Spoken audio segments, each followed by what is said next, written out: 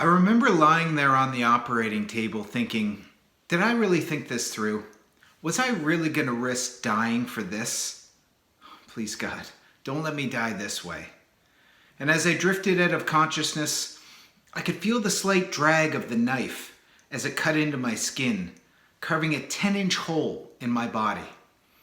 And when I woke up, the pain of the incision point where the knife went into my stomach, it burned like somebody had melted my skin. What the hell did I just do to myself? As I lied on my living room couch, heavily bandaged and still bleeding, trying to recover, shame and depression came and sat down next to me, like two unwanted house guests. This wasn't how it was supposed to be. I shouldn't feel down and out right now. This was supposed to be my winning moment. This procedure was supposed to make everything perfect. The procedure I got done, it's called a tummy tuck. I feel embarrassed and vulnerable just saying those two words, tummy tuck. I mean, it's not exactly the most manly thing I could choose to talk about.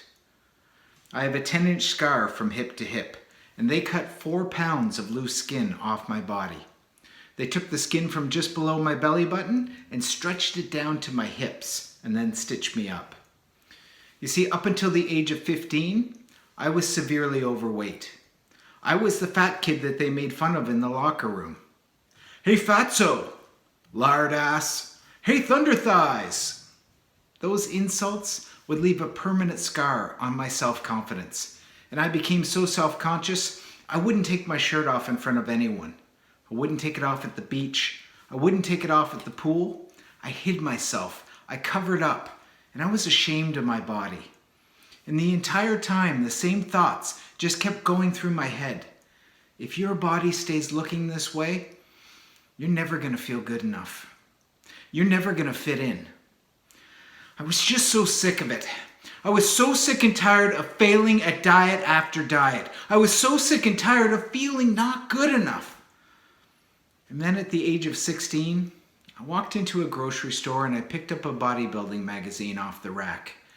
And I can remember looking inside the pages of that magazine and thinking, these men are incredible, strong and powerful, and most of all, they look so confident. I wanted that. I wanted to be like them. And I would do anything to get it. So I bought every pill and every powder that they advertised. And I started lifting weights. And a year later, I transformed my body, losing 85 pounds. Finally, I could take my shirt off and I could feel self-confident. But when I looked in the mirror, I didn't look like those guys. I looked like a deflated balloon. All this leftover loose skin. So I cut it all off thinking the perfect body would make the perfect life.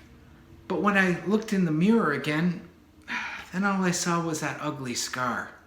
And the same voice in my head saying, still not good enough. Have you ever looked inside the pages of a magazine or on Instagram and saw someone's body and thought, if I had their body, my life would be perfect? Well, what I've learned is that the perfect body doesn't equal the perfect life. And having the perfect body doesn't give you confidence. It's not having the perfect body and still feeling great about yourself that builds your confidence. Confidence comes from accepting yourself. Confidence comes from not caring what everyone else thinks about your body. So don't just transform your body, transform your thinking. Be kind to yourself. Silence that inner critic that's in your head and know that you are enough, that you have always been enough.